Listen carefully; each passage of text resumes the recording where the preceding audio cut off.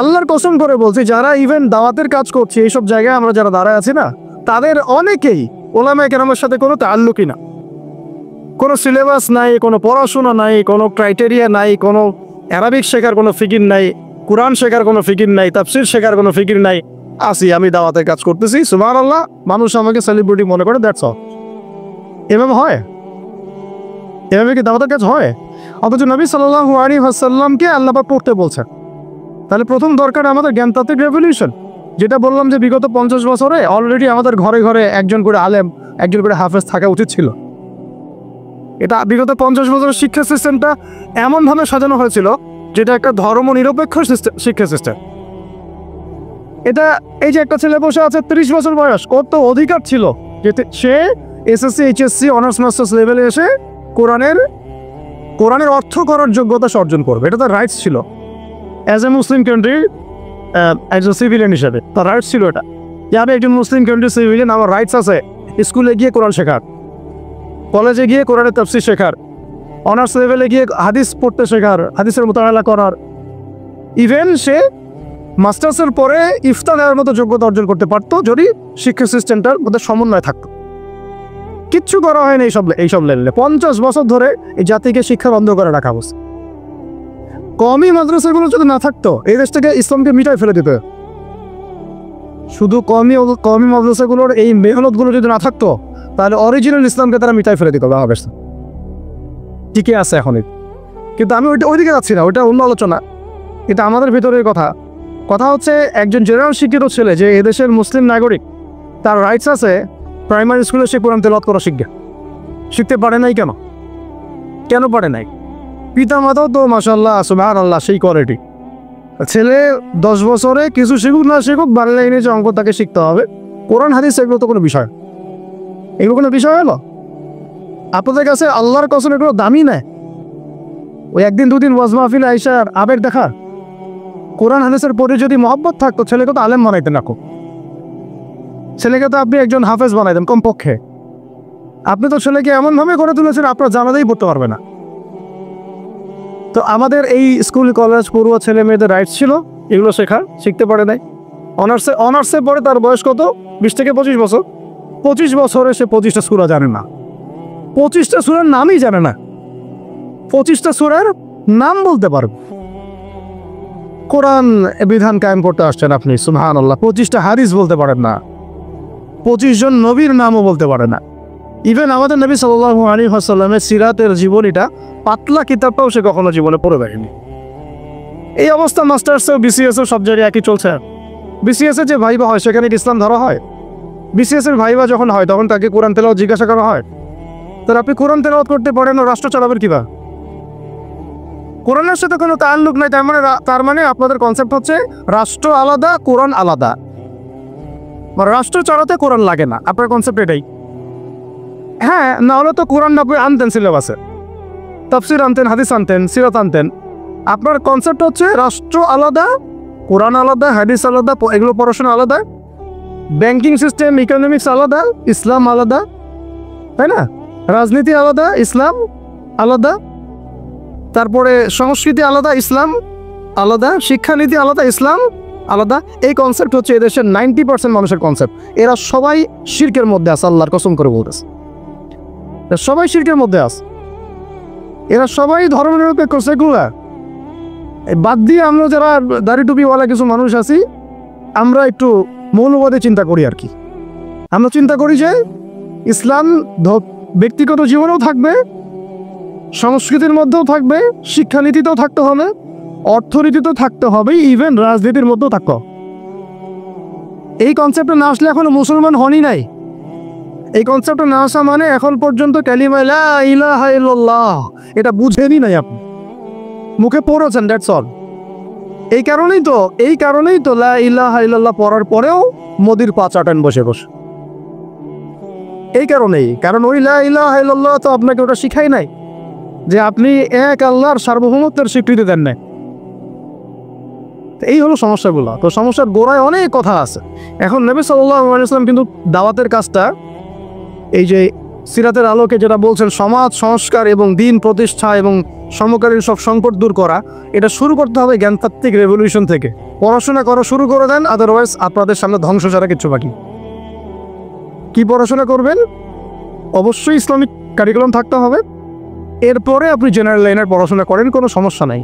আর এই পড়াশোনা একা একা করা যাবে না, ওস্তাদের সহবত লাগবে, ওলামা কেরামের সহবত লাগবে। আমি তো এটা বলি যে আপনি কারো লেকচার শোনার আগে আপনি আগে চেক করবেন যে তার ওস্তাদ কে, কোথায় সে দিন শেখে, কার কাছ থেকে সে দিন শেখে, কোত্থেকে সে এই এলিমগুলো অর্জন করছে, তার লোক কোথায়। আবেগে ভাসলে হবে না এখন বিষয়টা। তো পড়াশোনার এখন যে আরও 20 বছর পড়াশোনা না করে আমি কোনো কাজ করতেই পারবো না এমনটাও না, কিন্তু পড়াশোনা আগে শুরু করে। এখন আপনার কাজ পড়াশোনা শুরু করা, ইকরা বিসমি রাব্বিকাল্লাযী খালাকের হক আদায় করা এবং ওস্তাদের সোহবতে থাকা। যেমন জেনারেল লাইনে পড়েছেন 20 বছর, একা একা কে পড়েছে? না, প্রতিষ্ঠানে গিয়েছেন, ডেইলি ক্লাস করেছেন, টিচারের সোহবতে ছিলেন, বেতন দিয়েছেন, ব্যাসে থেকেছেন, তারপরে আরও কি করেছেন? বাবার জমি বিক্রি করে দিয়েছেন, বাবা মায়ের জমি বিক্রি করে।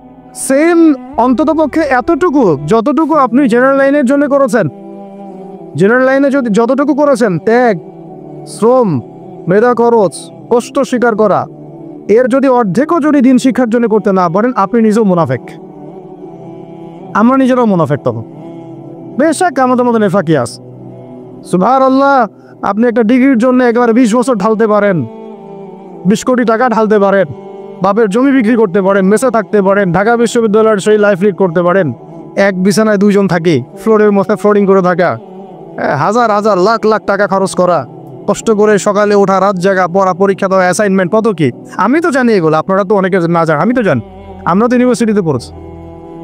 এই পরিশ্রমগুলো আপনি করছেন অনলি ফর একটা সার্টিফিকেট আর একটা চাকরির জন্যে, আর এর 10% কেন 5% আপনি করতে চান না দিনী শিক্ষার জন্য। তো আমি মুনাফেক না হলে এই পৃথিবীতে আর মুনাফেক কি আছে? তো এই মুনাফেকদেরকে দিয়ে আপনি দিন কায়েম করবেন নাকি? শোনেন, আবেগ দিয়ে বিপ্লব হয়। আবেগ দিয়ে কি হয়? আবেগ দিয়ে বিপ্লব হতে পারে, আবেগ দিয়ে শরিয়া খিলাফা কায়েম হয় না। আবেগই হয়ে একটা বিপ্লব হতে পারে, কিন্তু আবেগ দিয়ে শুধু আবেগ দিয়ে শরিয়া খিলাফা কায়েম হবে না। শরিয়া খিলাফা কায়েম হয়েছে কাদের হাতে? সাহাবীদের হাতে। কাদের হাতে? আমাদের জিন্দেগি যখন সাহাবীওয়ালা হবে তখন শরিয়া কায়েম হবে। পড়াশোনা করে না, সাহাবীওয়ালা জিন্দেগি কীভাবে যাপন করবে? ওলামা কেরামের সাথে তাআল্লুক নাই, সাহাবীওয়ালা জীবন কীভাবে যাপন করবে? নামাজের ঠিক নাই, সাহাবীওয়ালা জীবন হইল কীভাবে? কোরআন তেলাওয়াত করতে পারেন না, সাহাবীওয়ালা জীবন হইল? দিনের জন্য আমর বিল মারুফ নাহি আনিল মুনকারের কাজ নাই, ওই যোগ্যতাও নাই, তাহলে সাহাবীওয়ালা জীবন হইল কি? চেহারা স্রোতের মধ্যে ইসলাম নাই, সুন্নতের প্রতি পাবন্দি নাই, সাহাবীওয়ালা জিন্দেগি হলো কি? সাহাবীদের হাতে বদর যুদ্ধ হয়েছে, জয়লাভ করেছে। উহুদ প্রায় জিতেইছি, এটা জিতেই বলা যায়, সাময়িক বিপর্যয় হয়েছে। খন্দক, খায়বার, মুতা, মুখ কাঁপিয়ে দিয়েছে কারা? সাহাবীরা। তো সাহাবীওয়ালা ইমান, সাহাবীওয়ালা আমল, সাহাবীওয়ালা আখলাক, সাহাবীওয়ালা মেহনত হলে পরে বাংলার মাটিতে দিন কায়েম হবে। না হওয়া পর্যন্ত এই লাভঝাপ করতে থাকা, আজকে এই বিষয় কালকে ওই বিষয়, আজকে এই ইস্যু কালকে এই ইস্যু, এগুলোই চলতে থাকবে। আমরা এটা চাই না। আমরা চাই এখন যেহেতু দাওয়াতের একটা সুবর্ণ সুযোগ আমাদের সামনে এসেছে, এখন যেহেতু আল্লাহ পাক, এটা আল্লাহ পাকের রহমত, এখানে সবাই ক্রেডিট নেওয়ার প্রতিযোগিতায় লিপ্ত আছে। আমার ক্রেডিটে হয়েছে, আমি এই করেছি, আমি সেই করেছি। এখন তো এমন দেখা যাচ্ছে যে ওই সময় কিছু বলেও নাই, সেও এসে এখন প্রধান উপদেষ্টার পাশ হাঁটতেছে বসে বসে। কি সুবহানাল্লাহ, মানে রক্ত দিল এক ভাই, মানে বছরের পর বছর কারাগারে পচে মরল একদল, বছরের পর বছর, দিনের পর দিন, মাসের পর মাস আয়না ঘরে ধুকে ধুকে মরল আর একদল। ঠিক আছে, বললাম তখন থেকে বেরোলে কেউ সুস্থ থাকে না। বছরের পর বছর মামলা মোকদ্দমা সচ্ছে একদল, এক একজনের ঘাড়ে 3টা 4টা 5টা 10টা 20টা করে মামলা। হ্যাঁ, তারপরে বছরের পর বছর এই ফ্যাসিজমের বিরুদ্ধে দাঁড়ানোর কারণে দেশ থেকে বিতাড়িত হয়েছে একদল, হয় নাই? শাপলা চত্বরে রক্ত দিয়েছে আর একদল। তারপরে এই ছাত্র ভাইদের হাজার হাজার পঙ্গু হয়ে পড়ে আছে বিভিন্ন জায়গায় আর একদল, আর শত শত মানুষ রাস্তায় প্রাণ দিল আর একদল, আর উড়ে এসে জুড়ে ক্ষমতায় বসলো আর একদল। সার্কাস চলতেছে, এবং এখন তাদের লেজুর ভিত্তি করতেছে আরেক দল। তাদের লেজুর বৃদ্ধি করতেছে নতুন আর একটা সম্প্রদায়, নতুন এক প্রাণী। তার চক্ষুর লজ্জাও নাই, এটা চক্ষুর লজ্জাটুকুও না। এক তাগুত ছিল, সেই তাগুত আল্লাহ বিরোধী কাজ করতো, কিছু ভাই এর প্রতিবাদ করতো, যারা প্রতিবাদ করতো ওদেরকে এরা বলতো খারেজি, এদের মানহাজ ঠিক নাই, আকীদা ঠিক নাই, এর উগ্র ইত্যাদি ইত্যাদি। এবং তাদের কারণেই কিন্তু এই ভাইগুলোকে আয়না করে যেতে হয়েছে, এটা খোলামেলা বলে দিলাম। এদের কারণেই এই ভাইদেরকে কোথায় যেতে হয়েছে, আয়না করে যেতে হয়েছে। তারপরে ছাত্র ভাইরা দেখা গেল যে বিপ্লব করে প্রতিবাদ করে একদম এই সরকার ফেলে দিল। ফেলে দেওয়ার পরে যখন আবার নতুন কেউ আসলো, এই নতুন যারা আসলো তাদের পাঁচাটা আবার ফরজ হয়ে গেল। তখন হইল ফতোয়া কি, সরকার আনুগত্য করা ফরজ। এই চলতেছে, ইসলাম শিখতেছেন এদের কাছ থেকে আপনারা অনেকে। যাক, আমি এগুলো বলতে গেলে একটু হাইপার হয়ে যায়, আল্লাহ পাক মাফ করেন। আস্তাগফিরুল্লাহ আল্লাযী লা ইলাহা ইল্লা হুয়াল হাইয়ুল কাইয়্যুম ওয়া আতুবু ইলাইহি। মূল পয়েন্টে আসি, অনেক লম্বা আলোচনা করতে পারবো না। এই শুরুটা করবেন কোত্থেকে বলেন? না, শুরুটা করবেন একবার ইখলাস ঠিক রাখা, দিন কায়েম করবো সিরাতের পদ্ধতিতে। অন্য কোনো পদ্ধতি আছে? আব্রাহাম লিঙ্কনের পদ্ধতি চলবে, কার্ল মার্কসের পদ্ধতি চলবে, ওই চীনের মাও সেতুংয়ের পদ্ধতি চলবে, ওই ইতালির মুসলিনির পদ্ধতি চলবে? কার পদ্ধতিতে দিন কায়েম করব? একমাত্র মুহাম্মদ রাসূলুল্লাহ সাল্লাল্লাহু আলাইহি ওয়াসাল্লামের শেখানো সিরাতের সুন্নতেই আগাতে হবো। এর আগে থেকেই প্রথম কাজ আপনার আমার কি? ইখলাস ঠিক রাখা, রিজিক হালাল করা, নবীর তরিকা ফলো করা, তারপরে দিনের ইলম অর্জন করা। একা একা ইলম অর্জন করবেন? ওলামায়ে কেরাম খুঁজে বের করবে। ওলামায়ে কেরাম সব জায়গা দিয়ে আছে, আলহামদুলিল্লাহ, এটা আমাদের সৌভাগ্য। আর আপনি দেখবেন যে কারা নিচে থেকে জাহির করে না, মুহাক্কিক ওলামায়ে কেরাম নিজেকে জাহির করেন না। হকপন্থী ওলামায়ে কেরাম যারা, তারা নিজেদেরকে এভাবে জাহির করেন না, এজহার করেন না যে আমি এত বড় পণ্ডিত, আসো আমার কাছে, এইভাবে তারা কথা বলেন না। তা বরং তারা নিজেদেরকে আড়াল করে চলেন, তারা বিনয়ী হন। এবং আপনারা দেখবেন না যে আহলে ফেসবুক ওয়াল জামায়াতের মধ্যে কার পপুলারিটি বেশি, এইটা দেখতে যাবেন না। আপনারা দেখতে যাবেন বড় বড় ওলামায়ে কেরাম কার পিছনে ছোটে। মুহাক্কিক আলেম খুঁজবেন কিভাবে? আপনি দেখবেন না যে অমুক ভাই তমুক ভাই, আমাদের এই ভাইরা কার পিছনে ছোটে। পরে আপনি দেখবেন যে হ্যাঁ, বড় বড় ওলামায়ে কেরামগণ কার পিছনে ছোটেন, এবং সেই মূল উৎস থেকে জ্ঞান অর্জন করার চেষ্টা করবেন, ইনশাআল্লাহ তৌফিক দান করেন, আমিন। এটা ছাড়া আপনারা জ্ঞান অর্জন হবে না, এবং জ্ঞানের সাথে যে আদব সেটাও শিখতে পারবেন না। আদবের সাথে তাআল্লুক হচ্ছে তাসাউফের, সেটাও শিখতে পারবেন না। এবং এই তাজকিয়া অর্জন হবে না। আল্লাহ পাক আমাদেরকে তাজকিয়া অর্জন করে তৌফিক দান করেন। ইলম শিখবো, তারপরে কাজ হচ্ছে আমাদের আমল বাড়িয়ে দেওয়া। আল্লাহ নবী সাল্লাল্লাহু আলাইহি ওয়াসাল্লাম সাহাবায়ে কেরামকে শুধু জ্ঞান শিখতেন নাকি আমলও করতেন? সবচেয়ে বেশি পরহেজগার ব্যক্তি কে এই উম্মতের মধ্যে বলেন? আমাদের নবী সাল্লাল্লাহু আলাইহি ওয়াসাল্লাম। হ্যাঁ, তিনি তো অবশ্যই। তারপরে আবু বকর রাদিয়াল্লাহু আনহু, ওমর ইবনে খাত্তাব, আলী ইবনে আবি তালিব, ওসমান বিন আফফান রাদিয়াল্লাহু আনহুম আজমাইন, প্রত্যেক সাহাবী। তো সাহাবীদের আমল একটু দেখেন, সারাদিন রাত তারা কেমন কি করতেন, কিভাবে কাটাতেন। আমরা আমাদের দিনের একটা বড় অংশ অপচয় করি, নষ্ট করি। তারা সময় নষ্ট করতেন না, বরং তারা প্রত্যেকটা সময়কে কাজে লাগাতেন। প্রত্যেক দিন একদিন ওই হাদিসটা আপনারা তো জানেন, একদিন নবী সাল্লাল্লাহু আলাইহি ওয়াসাল্লাম বললেন, আজকে জামাতের সাথে নামাজগুলো পড়েছে কে? আবু বকর রাদিয়াল্লাহু আনহু হাত তুললেন, আমি পড়েছি। আজকে সদকা করেছে কে? আমি। আজকে সওম রেখেছে কে? আমি। আজকে জানাজায় শরীক হয়েছে কে? আমি।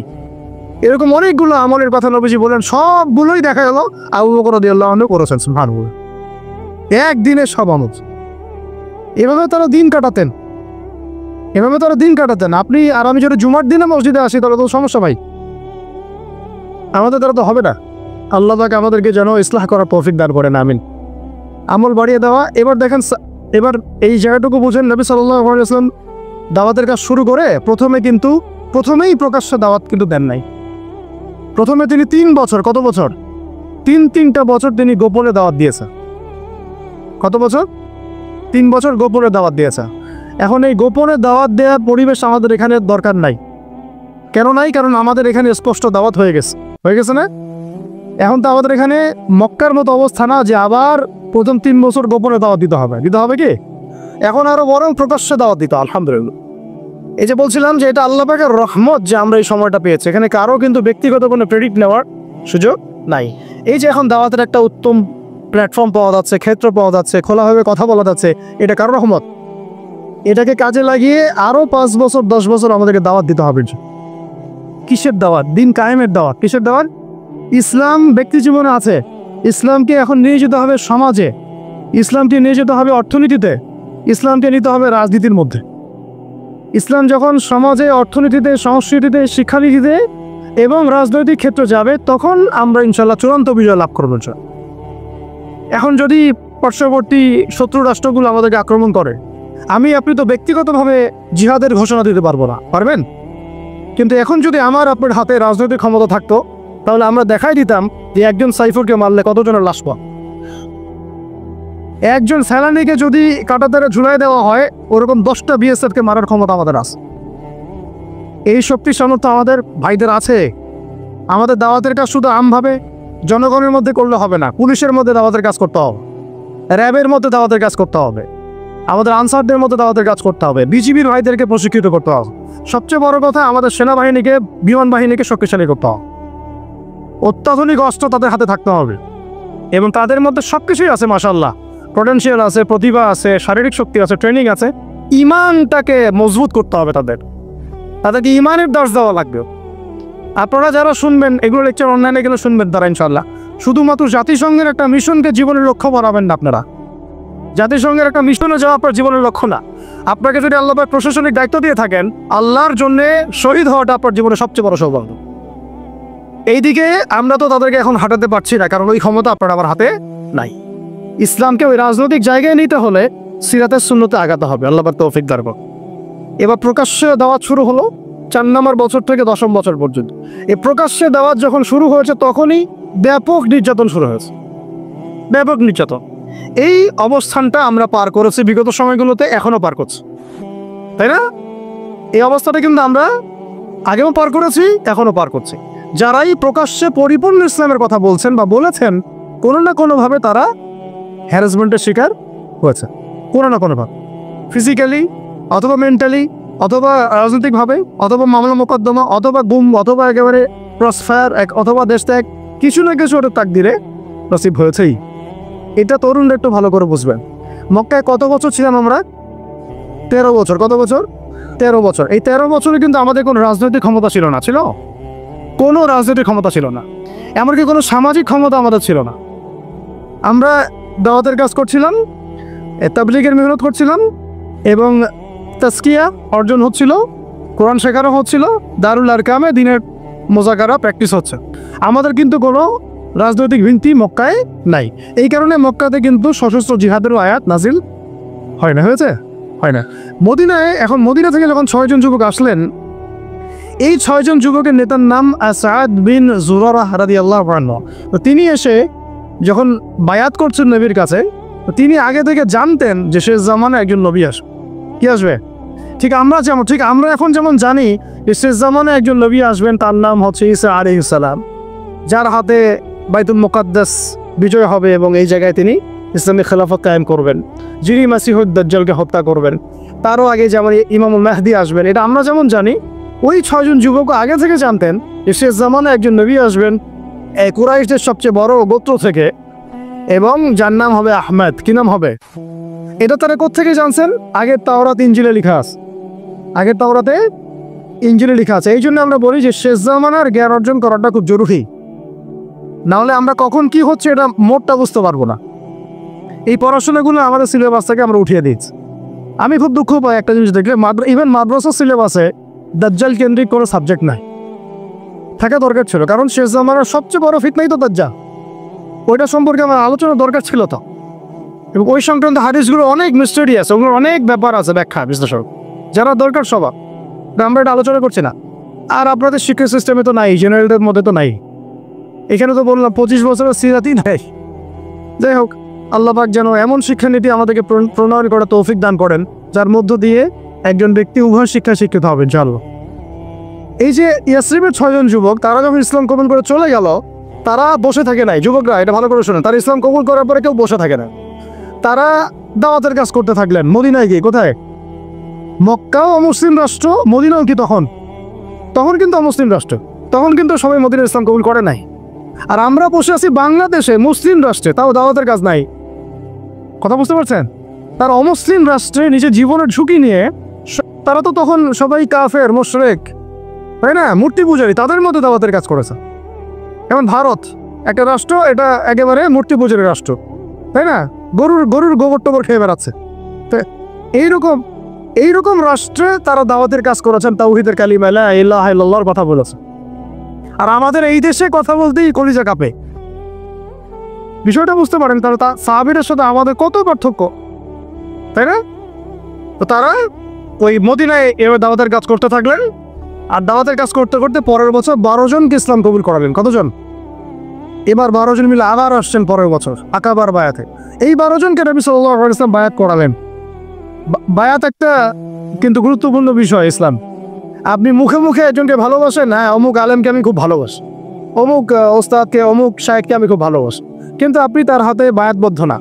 এই ভালোবাসা একদিন থাকবে, একদিন নাও থাকতে পারে, ঠিক আছে? কিন্তু আপনি যখন কোনো মুহাক্কিক, কোনো আলেমের কাছে, কোনো বুজুর্গের কাছে, আল্লাহর ওলির কাছে বায়াতবদ্ধ থাকবেন, আপনার জীবনটা একটা গোছানো শৃঙ্খলার মধ্যে থাকবে। তার মাসওয়ারা ছাড়া আপনি ডানে বামে তখন লড়তে পারবেন না। এটা জরুরি জিনিস ছিল, এটা আমরা স্কিপ করেছি। আর এটাকে অনেক কিছু ক্ষেত্রে কিছু ভণ্ড পীর নিয়েছে আর কি, তখন ওটা বিতর্কিত হয়ে গেছে। কিন্তু এটা কিন্তু একটা গুরুত্বপূর্ণ কাজ ছিল। যখন আপনি কারো হাতে বায়াতবদ্ধ, তার মানে আপনি তাকে আপনার মুরব্বী মানেন। আপনার কি মানেন? মুরব্বী। এই সিলসিলা চলে আসছে রাসূল সাল্লাল্লাহু আলাইহি ওয়াসাল্লাম থেকে।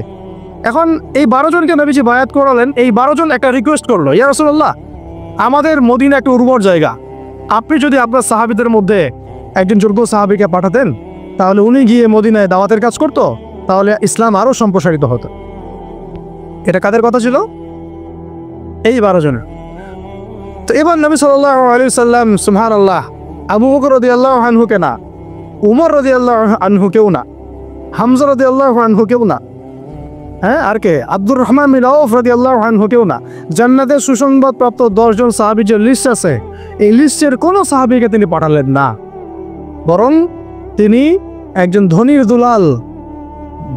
দুলাল ছিলেন, ইসলামের জন্য সব বিসর্জন দিয়েছেন। এমনভাবে বিসর্জন দিয়েছেন যে তার গায়ে ফসকা পড়ে গিয়েছিল। উহুদ যুদ্ধের দিন তাকে দাফন করা হয়েছে শাহাদাতের পরে, মানে কাফনের 2 টুকরা কাপড় পর্যন্ত পাওয়া যায় নাই। কিন্তু তিনি ছিলেন মক্কার ধনীর দুলাল, যার পারফিউমের গন্ধ মানে এক রাস্তা দিয়ে হাঁটলে ওই রাস্তা সবাই পেত যে হ্যাঁ এটা ওই ব্যক্তির পারফিউম। তার মতো কাপড় আর কারো ছিল না। এত লাক্সারিয়াস লাইফ লিড করতেন, বাংলাদেশের সবচেয়ে কোটিপতি ছেলের মতো মনে করেন। এইরকম ধনীর একজন দুলাল ইসলাম কবুল করার পর তার অবস্থা এমন হয়েছে যে তাকে এক কাপড়ে দাফন করা হয়েছে। সুবহান। তা উহুদের মাঠ।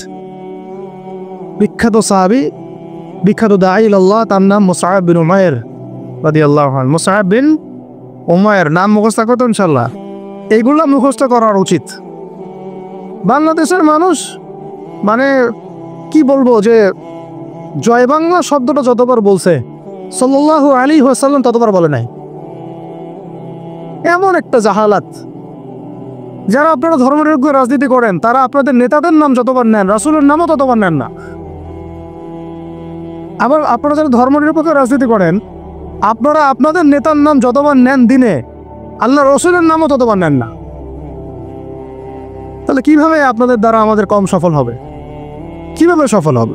তা এখান থেকে শেষ হয়ে যাবে ইনশাআল্লাহ, একটু ধৈর্য ধরেন। এই যে 12 জন যুবকের কথা বললাম, তার সাথে দায়ী সাহাবীকে বাড়ানো হলো, তার নাম কি?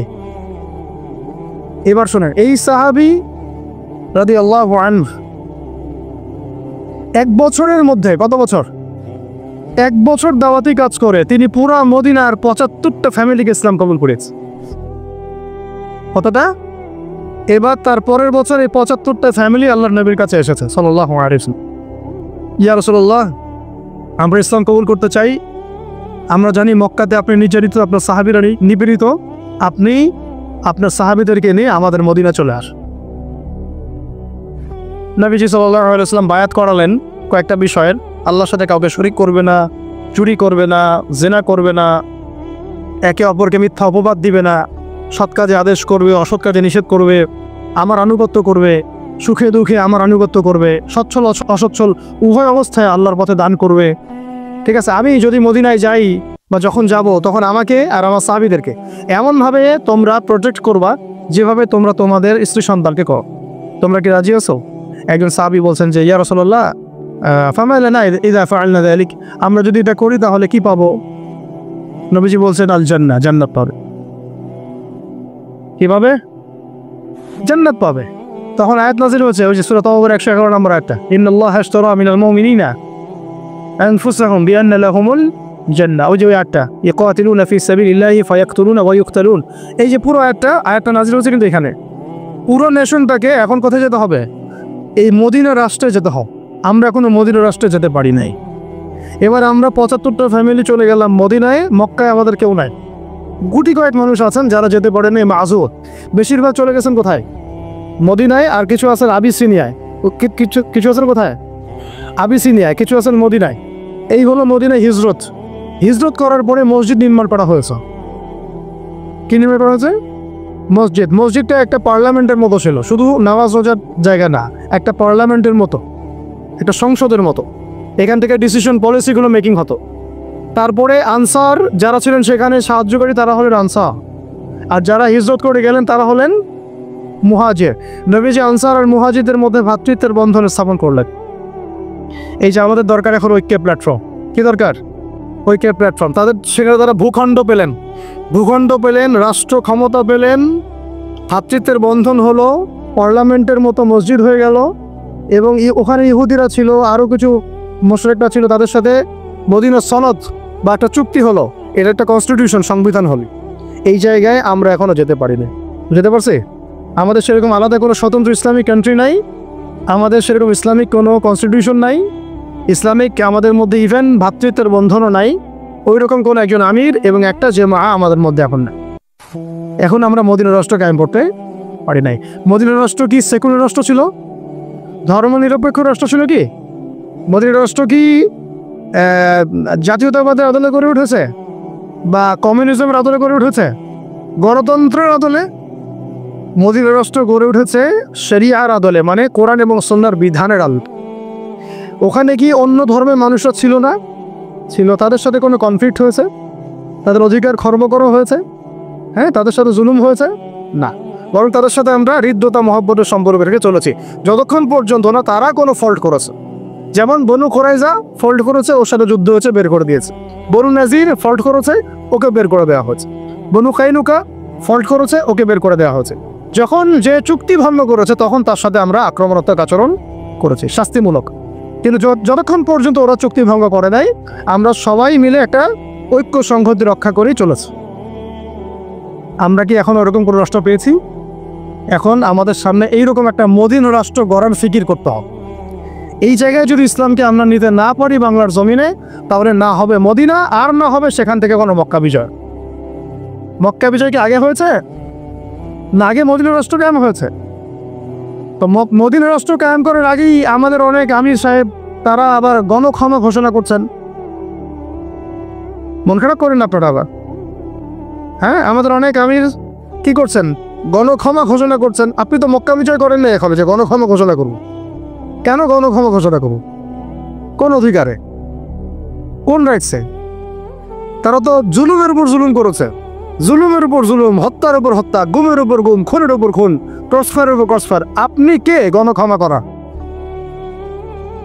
এটা তো জনগণ করবে, আপনাকে তো একা অথরিটি দেওয়া হয় নাই।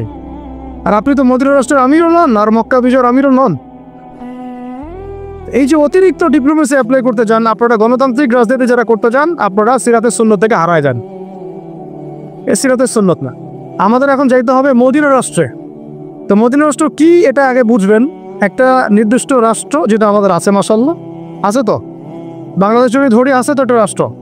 লাগবে জনসংখ্যা আছে, তো লাগবে মুসলিম সংখ্যাগরিষ্ঠতা আছে, তো লাগবে মুসলিমদের মধ্যে ভ্রাতৃত্বের বন্ধন, এইটা হয়তো নাই। এটা আমাদের করতে হবে। যে ভ্রাতৃত্ব জায়গায় দুর্বলতা সেটা অচিরেই ঘুচিয়ে ফেলতে হবে। আল্লাহ পাক তৌফিক দান করেন।